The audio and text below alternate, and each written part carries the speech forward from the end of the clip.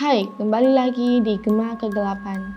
Jadi pada video kali ini kita mengambil dari Kaskus yang akan menceritakan seorang pemuda yang kala itu ia mendapat gangguan dari sosok tak kasat mata dan hal itu terjadi di sekitar area kampusnya. Penasaran akan kisahnya? Mari kita telusuri. Putih tak kunjung tiba,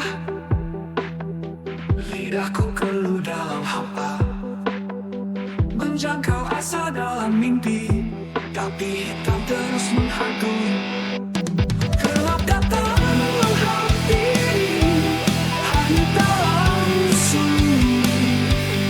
Gelap malam menerangi, di mana cahaya pergi.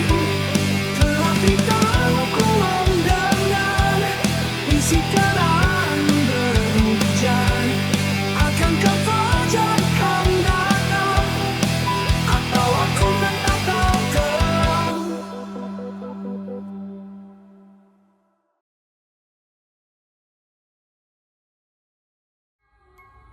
Jadi, ia bercerita waktu akhir-akhir itu Andre bertemu dengan seorang teman.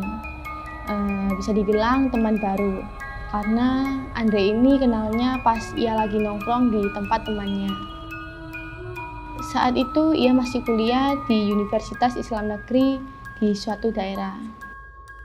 Andre ini tidak bertanya tentang jurusannya, tapi menurut Andre dari gelagatnya ini kayaknya ia ini emang termasuk mahasiswa paling akhir. Sebut saja namanya Keriting. Ia dipanggil Keriting karena memang rambutnya itu keriting. Dan si Keriting ini punya teman di kampus itu.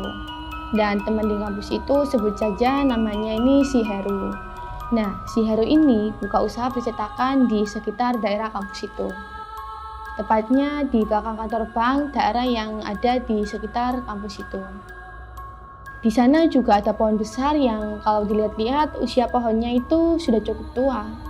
Malam itu, Heru sendirian di tokonya. Dan waktu mau pulang, tiba-tiba motornya itu mogok. Karena Keriting ini memang pintar benerin motor, jadi waktu itu si Heru ini menelpon si Keriting temannya. Tidak berselang lama, Keriting sampai di tokonya Heru. Heru bilang ingin meminjam motor si Keriting. Dan si Keriting ini memperbolehkan Heru untuk meminjam motornya. Kala itu Heru bertanya, "Kamu nggak takut sendirian di sini?" Dan si Keriting ini menjawab, "Enggak lah, ngapain takut? Lagian aku mau benerin motormu dulu." Dan jawabnya, "Oke, aku nggak lama kok. Dan kalau ada apa-apa telepon aja." Dan tidak lama setelah itu kemudian Heru pergi meninggalkan Keriting sendirian. Karena suasananya sepi, akhirnya Keriting menghidupkan radio yang ada di toko Heru.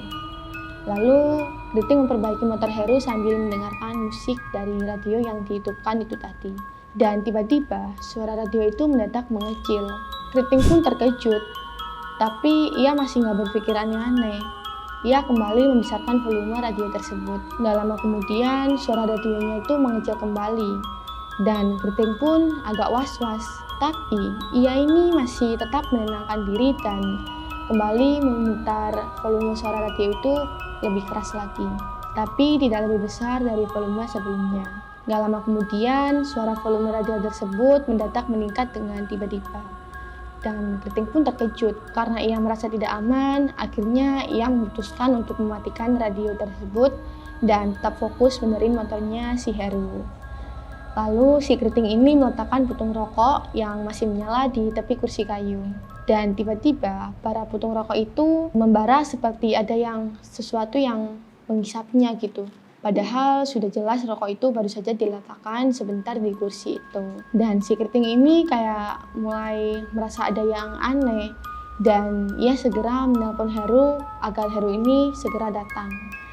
Lalu akhirnya si Keriting ini keluar ke depan toko. Di seberang toko itu ada toko yang sudah tutup. Tapi tiba-tiba bulu kuduk Keriting ini merinding gak karuan. Sekilas ia tuh kayak melihat sosok misterius berupa kepala seorang yang matanya itu melotot seolah tertancap di pagar toko itu. Sontak Keriting ini kabur ke tempat yang lebih terang sambil berusaha tetap menelpon Heru. Yang mana Heru memang masih jalan, jadi si Heru ini tidak mengangkat telepon dari si Keriting. Dan selang beberapa bulan kemudian, toko Heru ini tutup dan sampai sekarang tidak diketahui apa alasannya.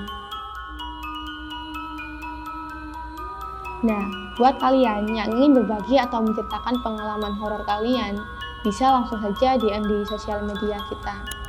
Terima kasih.